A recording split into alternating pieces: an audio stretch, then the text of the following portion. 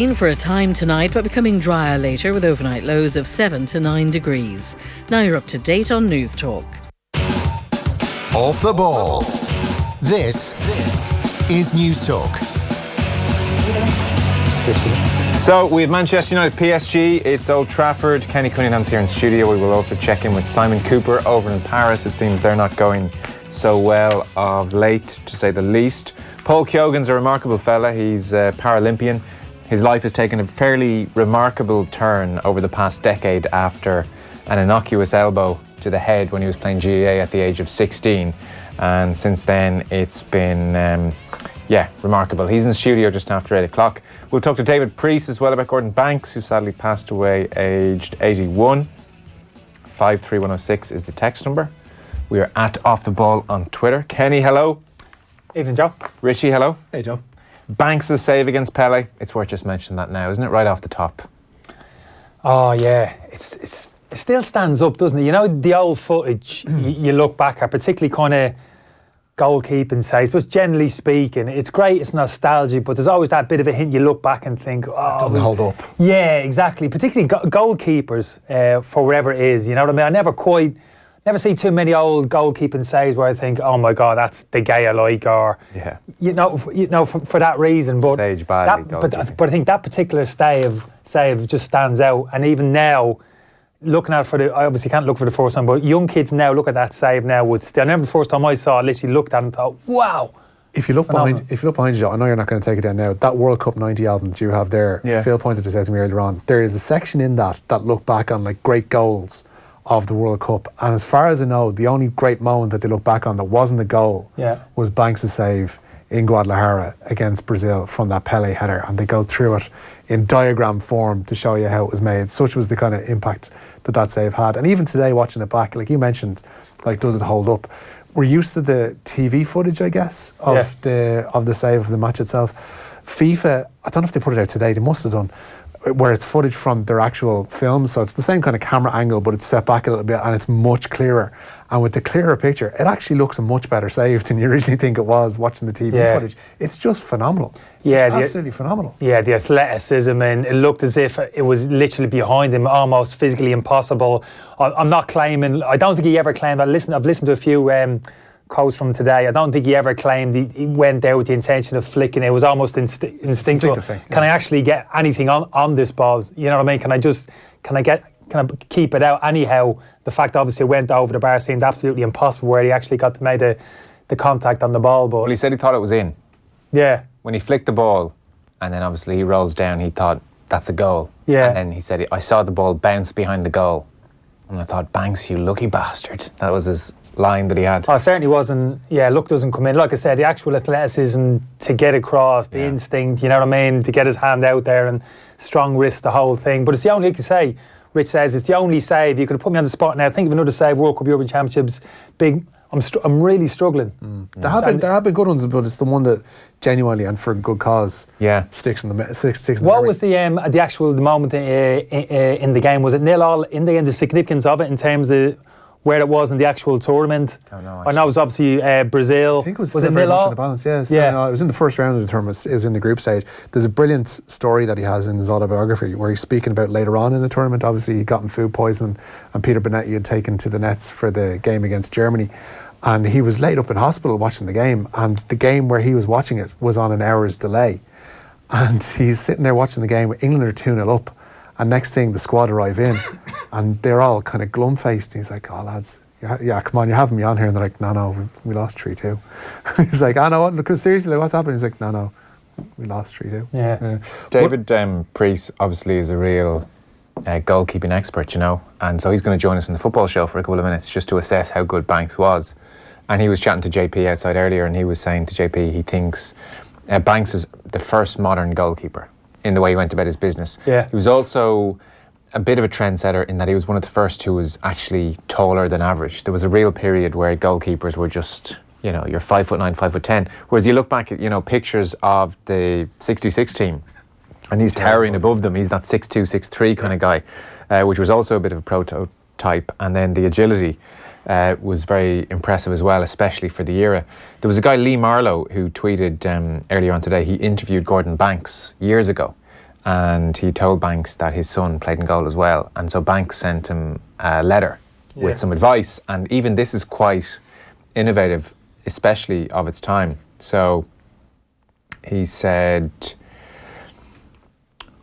play with a smaller ball. Playing with a bigger one will seem much easier if you've been used to playing with a smaller one. Play a lot of games like table tennis. It will help sharpen up your reflexes, your hand-to-eye coordination. Throw a tennis ball against a wall and catch it. All of this kind of stuff. He gave a big paragraph to this journalist's son.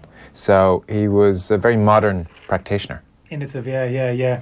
I've heard some people, because I haven't seen that many games. I've seen a couple of the Save obviously we spoke about, and a couple of little snippets, but it's just before my time. I wouldn't have seen a huge amount from play, so it's second hand, people talking about him. But that seems to be a common theme today in terms of his kind of professionalism, how he deep thinker, thought about the game, and quite innovative in terms of how he actually prepared, how he prepared and trained. Yeah. So came back from David being Priest blind with one eye as well. Did he come back? He came it I thought his career was ended by it. The accident happened in 72, and he decided to take the move. I think it was 5 years later. I think it was 77.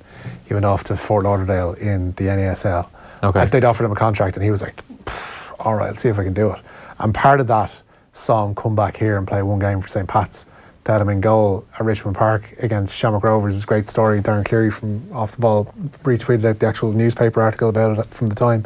In 77, came back and played one game here, and he did it, he says, just to prove it to himself that he could still go out there and play at a certain level with a certain level of fitness, and that he could basically come back from losing an eye, which is a quite incredible thing. And speaking as somebody who can only see out of one eye, that is remarkable, that you can play goalkeeper at any level and do quite well. So for him to go off to the NASL and do it like he did was brilliant. Yeah, okay. So that's coming up on the football show. David Priest will join us. Let's put Manchester United fans out of their misery if they're looking for team news. Yeah, United hoping to make a first step towards the Champions League quarter-final in 5 years. It will be their first quarter-final in 5 years tonight. They play host to a Paris Saint-Germain side ravaged by injuries, with neither Neymar nor Edinson Cavani available to them. The teams are as follows. David Gea starts in goal for Manchester United. A back four then of Ashley Young, Victor Lindelof, Eric Bailly and Luke Shaw. In midfield, it's Nemanja Matic, Ander Herrera and Paul Pogba, with Anthony Martial and Jesse Lingard helping out Marcus Rashford in the front three. For PSG, it is Gianluigi Buffon in goal for them. Thilo Kehrer, Thiago Silva, Presnel Kimpembe and Joan Bernat in their back four. Across the midfield for them then you have Dani Alves, Marquinhos, Marco Verratti and Julian Draxler, with Angel Di Maria helping out up front. Kicks off at 8 o'clock. It could still be a 4-3-3, but it has the look of a 4-2-3-1 PSG, which is not their norm. And most papers had it pegged that it would be that earlier on this afternoon.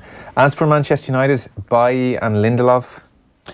Oh yeah, but it's exactly the team Manchester United supporters, I'm sure, would have wanted to see. Because when you think United the 6 weeks were ever on the Solskjaer, you immediately look to the last third of the pitch, the personnel high up the pitch, and it's all about the combination play for me between Martial, Rashford and Lingard. They've been absolutely key, which obviously Pogba as well, coming from that deep line position, that's been fundamental to Manchester United's success. Yeah, the defensive line have looked reasonably solid. I'd still be a little bit nervous. Bailly in that central position, Cavani getting off his shoulder. Yeah. He's a clever operator. Mbappe, it's not just about how quick he is, the timing of his own runs as well. He's a smart young kid as well. So I'd be a little bit uneasy there, but in terms of United in possession going forward, I mean, that's for me. This is the first game under Solskjaer where I really feel as if the United crowd can really make a difference. I think they've really been getting behind the team. Some of the away support's been great. You can feel they've really been energised with the performances of the team. But this is the first game for me. I really feel as if the United support can really get on board tonight and really drive the team forward. Well, look, you can pinpoint where it started to end for Mourinho, and that was at this stage of the competition last year against Sevilla, when they were insipid in the first leg away, and then Paul Pogba was dropped in the second leg, and it was like an attitude of containment at Old Trafford, and they got what they deserved. So it's completely different here. Kenny, you love a quiz. Solskjaer, one of 3 managers left in the Champions League. Not football trivia, I don't. One of 3 managers left Just thought I'd nip on the board. in the Champions League who has won the competition as a player. Come on then. You want to know the other 2? I think that was implied, yeah. Did Solari win it as a player? Oh, that's 1. Good man.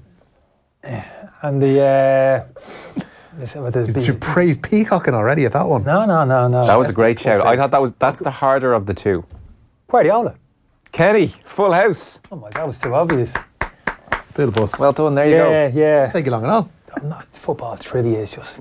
Then why do you look so happy with yourself? You really do look I thought Joe was better than that. No. I thought Joe was better than that. Sorry. How long have you had to prepare for this show? That's all you can come up 3 with. days, that was the best one. Right, so we'll talk more about that game, 7:30. We'll really get stuck into it, and Simon Cooper will join us as well. Elsewhere, Rich, where are we going? Tonight's other game in the last 16 is a first leg encounter of last year's semi-finalist Roma. They entertain Porto, and both games have 8 o'clock starts tonight.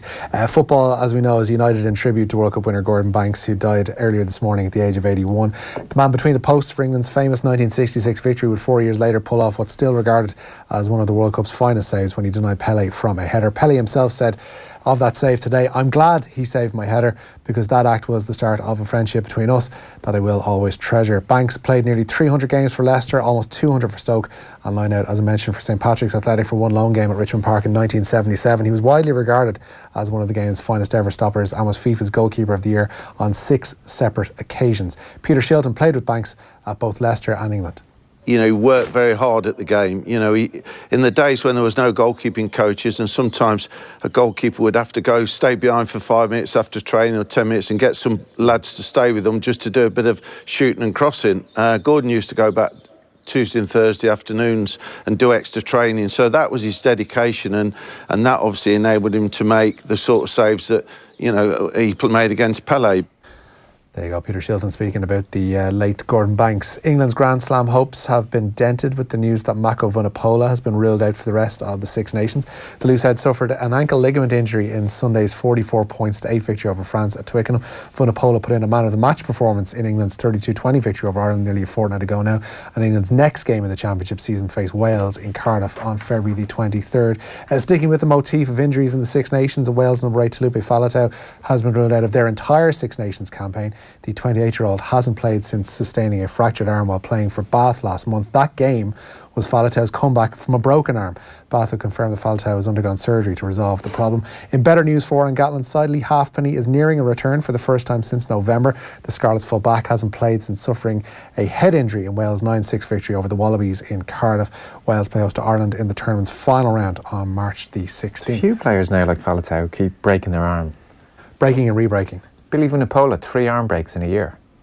Now, one of them was on the other arm, but I don't know, is it a technique thing or is there some... It's going to be a technique thing, but the sheer brute force that's involved in some of the tackles. Yeah, I was going to say technique, maybe. I'm surprised it hasn't happened more, if I'm being quite honest, but the breaking and re-breaking is definitely something that's particularly unfortunate. Because Gordon Darcy broke his arm and it was very serious and very difficult to come back from. He came back in 2009 from memory, but it was a really long road, you know, it's not as straightforward as it was when we were kids. You know, everyone breaks their arm as a kid once somewhere along the way.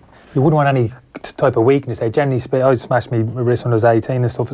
It's always a little bit, I haven't got kind of full confidence in it, but obviously I wouldn't be playing off Richie to the face. Yeah, the level they play, you just can't, can't have any type of weakness there, like particularly, you know what I mean, particularly in certain areas of the pitch. I mean, are they the only team really who can beat, that fella to that injury to, they're the only team really that can beat England, aren't they? Yes. Realistically. Yes. Yeah. Well, England have, this is the next game for them, Cardiff, which is the big thing. In Cardiff. Yeah. So that's it really. That's it. All or nothing. Then they have Italy. Yeah. Yeah. And then they have Scotland at Murrayfield. The last time Scotland beat England at Murrayfield, Kenny, was... Have a punt. I'd say about 20, 25 years ago. 1983. Give or take. Yeah. Give a bit more. But yeah, no, it's not bad. It's not bad. They got no chance. Although I thought he was doing all right against first half. I thought he went to pieces second half. Scotland. I mean, if England put this squeeze on them, like, forget it. I don't think we're relying on Scotland at Twickenham. Right. So the launch. Oh yeah. Was there something? Yeah, there is. Let me get to it. The amount of screw-ups this lot must make that we never hear about. Literally not a ball kicked in anger yet, and we've already had the first balls up from the F.A.I. of the new season. Can you imagine though, seriously? So sorry, okay, people might not see this, so we'll get to it, but like when you just hear this and they have so many of these little things, can you imagine the 99% of nonsense that must go on in this iceberg of crap? Yeah. Just for those who might have missed it. Including yourself. The launch of the new SSE Electricity League season was held at the Aviva Stadium today with representatives of all the clubs present. And also there was F.A.I. Director of Competitions Fran Gavin, who had this announcement of a new cross-border Clash of the Champions. Well, I suppose it's something over the years the clubs have been saying to us, is there any chance of the Setanta Cup coming back? And because that's what it was known as. And I think this initiative was between the F.A.I. and the IFA. And it'll be the champions and for the first couple of few years, and it may grow, we don't know, but I think it's just welcome that it's a welcome return for it, and I think it's good to see it really is. Yeah. So Clash of the Champions, League of Ireland winners play the winners from up north. It's like a showpiece kind of game. Yeah, an Ireland of Ireland Super Cup. Great, okay. Fantastic news. Lovely. Those words had barely left Gavin's mouth when the Northern Ireland Football League were pouring cold water on the notion. They released a short statement this afternoon which said that they were aware that initial discussions had taken place between the Irish FA and the F.A.I, but did not expect any formal announcements at this stage. We look forward to consultation and receiving further detail regarding this opportunity, which we will consider with our club members. Like, how do you get that stuff? Lads, you're giving this to... No, you're too down on that. So what, Fram maybe he's jumped the gun a little bit, like, you know what I mean? But with loads of details. It's not as if the Northern Irish House have come out and said they have no knowledge whatsoever this. It's just suddenly, you know what I mean? Pull the rabbit out of his hat. Sorry, Kenny. It's just Joe, latest in a long line. No, you're too hard there. Of cock-ups. And do you know what? Do you know what the issue with it is? The issue with it is, it just hints at the wider problem of complete mismanagement. You're jumping too way. I don't think so. It's not that hard to get it right or wrong. Dan McDonald tweeted earlier on saying it's almost like the cross-border announcement today was an attempt to inject some fresh news into a stale launch, a distraction from the fact that prize money is the same and the new TV deal equals 1 week good followed by 5 weeks bad, which is essentially what we have. They start off with Dundalk and Sligo this Friday, and then there is 5 weeks of fallow TV action. Oh, no TV. Well, that's a different topic of conversation. But these are the corners for the FAI to fight, rather than looking for a cross-border competition. Yeah, no, I agree with you there. Yeah, the underlying problems within the game, but in a standalone, in saying that people talk, we've got to make it a bit more interesting. We're going to improve the product, etc. I don't think. I know it's not original in terms of the league winners in the Republic playing the winners in the North, but I don't think it's the worst idea in the world. And when you initially said it, I thought, I'd watch that. Yeah. The winners from the North again, one-off game, whenever it would be. I don't know, before the season starts. October, they're saying once our season ends. Yeah, exactly. Yeah. No, the idea is good. Yeah. Why come out and announce it before it's even agreed? Oh, come on, Joe. It might be a little bit of that. Yeah, throwing something in there might just grab the attention, but or distract too harsh. As I said, hardly going to distract. Like, people aren't going to forget about it's all we're talking about. The fundamental. That's what we're talking about. It's worked. It's worked. You're not talking about. You're talking it down. You're talking it down is what you're doing. I'm not talking Get it in writing. It's a good idea. I'm just saying it is the latest in a long line of small little cock-ups. Just no attention to detail. You're sounding a bit bitter and twisted there, Joe. I don't know why. I don't know where you're coming from. I don't like the way they're doing a lot of their business. No, I can understand that bit. Are you talking about the League of Ireland in general? Everything to do with the F.A.I. It's the direct, Kenny. In the most basic terms, this is the director of competitions. Yeah. Getting the fact that a competition has been signed off upon. No, Kenny doesn't care. I don't think he went quite as far as to say this is in stone. It's going to happen on such a day. He literally did. I think he more or less said, this is in process. We hope it's going to happen. To a large extent, it probably will. It might well happen. Oh no, look, I'm with you. It really inspires confidence. I'd say they're nailing all the details. My point is, think of this is only the little bits that you know about. Look at the dispute with the players' union a while back. Shambolic. They're in the same building. An embarrassment, honestly. Yeah. And so it's just. No, I know what you're saying. I understand where you're coming from there. And the way like they quelled the rebellion with the Mick Stephen Kenny arrangement. But I think, look, if that's, I take your point, but for me, too much focus at times on the negative slant. For me, League of Ireland starts next weekend, and I'm looking at the teams in terms of the business that's been done during the summer. I'm thinking, this could be the best championship for quite some time. Honestly, we were talking about this outside as well earlier on this afternoon. It's going to be the most competitive top four that we've seen in the last 5 years. Yeah, absolutely. So, for me, there's not enough talk about that in terms of, I'd expect Pats look to be in a good position, strong position to challenge this season. Rovers have done their business. Wouldn't say question marks about Dundalk, but there's everybody looking at the Dundalk in terms of Steve's You've reason to question them for the first time. Yeah, exactly. So you feel as if there's you can have a conversation in terms of like there's going to be a real championship this year. There's going to be a lot of talking points, a lot of stories. stories in terms of players coming and going, players coming back from England. There's plenty of good stories there for me in terms of being positive. I'm not just talking about being positive for the sake of it, Joe. I understand the points that you're making, but at the same time, I think there's reasons to be optimistic and to be encouraged going into the season. I agree with that. That's a separate issue. Yeah, so we're agreed on that. We're agreed on that. We're agreed on that. Something which might interest Kenny more. Dundalk first team coach John Gill was one of those to speak to around Stephen Doyle this afternoon, and Gill says perhaps the double winner's key signing of the off season was keeping hold of the recently retired Stephen O'Donnell. Obviously he's come in as a recruitment and our scout. He's a great knowledge of the game. Stephen goes and watches opposition teams that we're going to play. He also has a big say and a big help in recruitment when we identify players and doing background checks and going and watching them and getting as much information on them as we can. He's probably one of the best, probably the most respected player in the league. His trophy haul is probably second to none, but the good thing about it, he's such a nice guy as well, and you're right what you say, the players in the Nog totally respect him. The respect that he's held in is, I can see why they respect him for what he's done. He's still part of the group, players know that, and I think the players are in a good place as well with it. I'm glad that Stephen didn't go elsewhere. I'm glad that he decided to stay with us, because I think we've built up a really good management structure there at the moment. It's helped the transition, it's been seamless. Again, that will be proven in the next few months with results, because it's a result-driven business, but I think we're in a good place.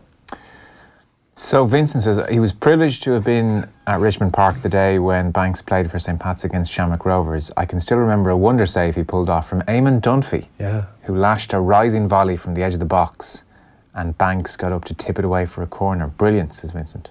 Yeah, the tales you hear from behind the goals, everybody presumed that was in from Dunphy. Is there footage of that? And Banks saved it. I don't think so, no. There's extensive match reports. I think they got a record crowd in at Richard for that. They got like 5,000 plus in on the day. Right. And pretty much everybody was just there just to see Banks. On the Pele save, Denny Ryan on Twitter. The pass down the wing, though, Carlos Alberto outside of the right foot, I think.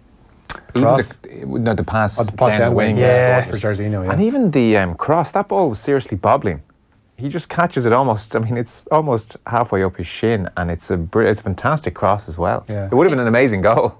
That tournament, I don't remember that tournament in 1970, but again, surely you do, Kenny, come on. Oh my God. But the thing, we're talking about the old kind of grainy pictures, but there's something in particular about that World Cup. What I don't know if because the save happened during that particular World Cup. I don't know what it was. World Cup. 70 Brazil, that Brazilian team, the save happened against that Brazilian team. Some of the moments they provided in that tournament, particularly in the final, the goals, you're talking about Alberto, the goal he scored in the final, the move, and the strike, that daisy cutted into all of those things. I don't know where subconsciously they're all playing it. It's part in the actual Banks, how people perceive the Banks save as great as it was. It's iconic. It's part of iconic. If that happened in Germany, say if that happened in the World Cup in Germany in 74, I'm not saying it wouldn't have been a world-class save, but do you know what I'm saying? Such a glamour about that. Yeah, absolutely. 70 was the first World Cup to be broadcast in colour to where it was available, obviously enough, and it was the first World Cup, as far as I know, that was broadcast in the main live, regardless of the time difference, because 66, a lot of it was on delayed footage, a lot of it was still newsreel stuff, and a lot of it wasn't necessarily live on TV, whereas 70 no, right, wasn't aware of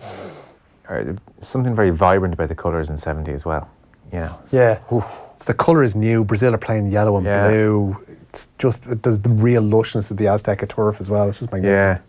Yeah. Lads, a listener on TalkSport this morning was going to Goodison Park. The pack train stopped at Crewe. Banks got on. The listener gave him his seat. He said you could hear a pin drop except for Gordon telling stories, says the Walkinstown Beckenbauer. England lost that match 1-0 anyway, says Pat. Yeah, was that it? Yeah, I knew that. Yeah. He said similar save was Pat Jennings against England in Wembley back in the 70s, if you can find it.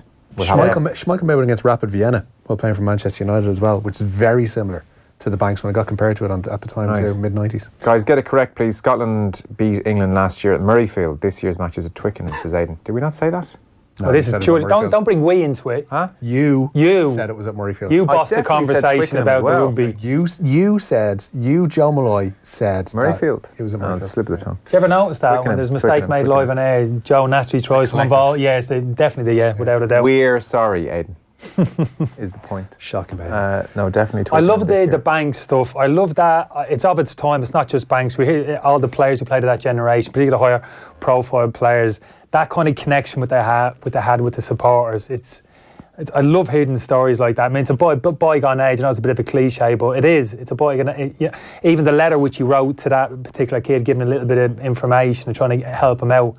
It's great, like, you know what I mean? We don't hear too much of that in the modern game. It's an absolute shame. That kind of connection between supporters and players, it's to a large extent, it's just gone. You're a man of the people. When you get on Dublin bus with your leap card, do you not regale them with tales of Roy and Saipan? Gather round, everyone. With me, because I can never. When I put the pass on there, I'm always a little bit. Has that beeped? It's never. You need to turn the decibel level up on there. I'm never quite. I always linger too long, so invariably there's people behind shuffling. Do you ever think then? Invariably I annoy people on the bus. Do you ever think I've been charged twice? I've left it on too long. What if you're getting done twice? I can't get done. You have to literally physically have to lift it up and put it back to get done. No, Kenny. Sometimes you might leave it too long. Although I can't complain. It doesn't just keep charging you as soon as you leave it on there. It's like whittling your credit. Play with them. But I'm always. Why can't you call it a leap card? Why do you have to call it a pass for? It's not a pass. Bus pass. You're not 65. It's a leap card. It's a leap card. Bus pass. Bus pass. It's not hard to remember. It's not going to change now. You love it though, don't you? You love your leap card. It was great. I didn't make it. I argued against it. I resisted. You hate modern technology. My ma went and got me one. That was literally it. Did she sign you up? She put it in front. Yeah, she got me one. Why? What were you? You were getting caught with only notes, probably, were you? Or no coins. Change? I was just going through it. I just couldn't be. The whole paraphernalia of it. Just get me coins out, bang, and you're on there. But I was getting to those situations where I'm short. I was having to go in and get some change. Yeah, break a tenner, pack of chewing gum or something or other. You know. Then you miss your bus. Yeah, it's just, change. Exactly. Just became a bit of a nuisance. I knew it, but I didn't want to admit to it. You know, you go so far with something, you think, right, point principle, I'm not going to back down on this. Yeah. So I literally laid me mat to put it in my pocket, and I'm not taking that. No, I'm not doing it. Oh, go on then. And have you told her, ma'am, thanks? I have begrudgingly. Yeah. Lads, Gordon Banks, Pele and Eamon Dunphy in the same conversation, says Paul and Kilkenny. Yeah, there you go. That's a great memory for people. Now you mentioned Rich, I wasn't even aware that he played that moment, but yeah, great for other people. I know you said the reasons that he did it in terms of, but to actually come and do it in Dublin, in terms of the people in the ground, even if it wasn't on, and I was saying, was it on? We can all look at it on TV. But the fact that it wasn't on TV for me, wasn't on. Yeah, exactly. For those people there, paid their money, came in and actually saw that. What a moment! What a moment for them. Who was the most dominant keeper you came up against? Fattest, you mean? What are you talking about? Dominant. Brian Horn was the fattest goalkeeper. No, but I played with in terms of carrying a bit. Or against. I guess I'm asking with an answer in my mind. I'm asking with an answer in my mind. I thought you were being smart there. I thought you were being smart. Because I felt at the O2 World Cup there was something almost supernatural about Oliver Kahn. You know, he was just saving everything. Yeah, I didn't like. He just ahead of him. I just couldn't take to Oliver Kahn. Something. No, I couldn't. What's it's a funny one, isn't it? Yeah, just some people. Just a look at him in it. Just that head in him. I could never. He is a good goalkeeper. Don't get me wrong, but no. If you're talking about dominant. So sorry. Hang on. Is it wrong that no, let's just leave it there. I don't want to go into that. I don't want to his hair. Or was it his behaviour? Yeah, his hair a little bit. Just that demeanour, miserable, really miserable, moaning. The hair, there was something just I just couldn't take to him, like. Right, okay. Yeah. So I wouldn't. A very good keeper as he was, I don't think him dominant in terms. Physically, he didn't strike me as the most imposing. I wouldn't say he was much more 6'1". Yeah. Whereas the likes of the usual suspects, Schmeichel obviously. Yeah, Schmeichel was obviously the one for me. I'm trying to think back in my day. Different types of goalkeepers back then in terms of didn't have the physical condition and that type, but that came a bit later. Czech, when he first came on the scene for me, was probably one of the first in terms of real athletic. Czech, yeah, real athletic build, imposing, but really kind of defined. That kind of modern era of goalkeeper. Although I got some sympathy for him because I feel as if after the injury, the head injury which he saw, I never felt he was the same. I always felt as if he was never as imposing, never kind of dominated his box. After the injury as he did before. Shot stopping agility was great, but for me he was never quite the same after that, as good a goalkeeper as he was. But I'm going to mention Shea, because we're talking about easy keeper, 6'4", big shoulders, all dominant. But Shea was a little bit different, probably not the most physically imposing, but he was a great keeper to play behind, vocally, good information, quick off his line, sensible in terms, not coming for every single cross. But do you know, on that point, and I'm nitpicking here because Given was obviously a fantastic goalkeeper, but Ryan Giggs was doing the thing with Gary Neville where he sits there and they watch matches back from the past, you know? Yeah. And there was some match against Given where Giggs was obviously playing in the wing and he was putting in crosses. And Given came up between them. They were just chatting, and Giggs just said, "Yeah, you know, it was always I liked playing against Given." Maybe liked is a bit strong. What he said, I don't understand him. Yeah, but anyway, look, he said against Given. The thing with Given was when you were putting in crosses, you never had to worry about him coming for them. Yeah. So he was like, you know, there was some keepers were so good at coming for crosses, you really had to be careful where you put the ball. Where he says, with Given, you could almost put it in 3 yards out from the goal line, and someone could come and attack it. So if there was a criticism, I think that'd be a little bit harsh. I think he was very selective, Shay, in terms of the crosses that he came for. And I think that was a practical consideration. Shay coming, like you said, he hadn't got the height in terms of 6'4", going cleared everybody out. Don't come if you're going to cause mayhem, knock your own defenders out of the way and cause uncertainty. In some respects, as a defender, as long as you've got some kind of certainty, whether your keeper comes all the time or he doesn't, even if he doesn't come for too much, at least you know when that cross is on its way in, right, it's about me man, the person next to me, my teammate, we've got to go and deal with it. Unless it's an obvious one floated towards the keeper. That was one of Banks' things. He told the people, I think actually it was the Pats defenders, it's like the 18-yard box, don't worry about anything in this is my area. I'll come for everything, I'll punch stuff here, I'll catch it, whatever needs to be done. Yeah. But I will dominate in an ideal scenario, any cross in the box, keeper comes and collect it. But if that's not his strength in you, don't just come for the sake of it, because it's expected of you, and actually cause mayhem within your own penalty box. That's fair enough. Yeah, no, that makes sense. That's a good defence of that, actually. So that's our news round done. I did mention we're going to be talking to Paul Keoghan after 8 o'clock. He's an Irish Heart Foundation ambassador, a former Paralympian, a really impressive, inspirational figure. And he's involved in the Show Some Heart This Valentine's Day campaign, which is aiming to raise money for the Irish Heart Foundation, and you can support the campaign at irishheart.ie/donate. Now we're talking Manchester United against PSG next. Off the Ball on News Talk. Well, if she was down my back garden, I'd be like, I'm just going in here for a chicken sandwich. Hope you don't mind. That's Brexit, and that's the problem. That guy is just thinking, I want to get some bananas. Where? Up a mountain. Where? I don't care. Tesco's, whatever. Two bad boy cops, Banger and Mash, have messed with the wrong Asian country. How much danger is the Queen in if there's Brexit riots? That's, granted she lives on an estate that can be dodgy at the best of times. Hear the full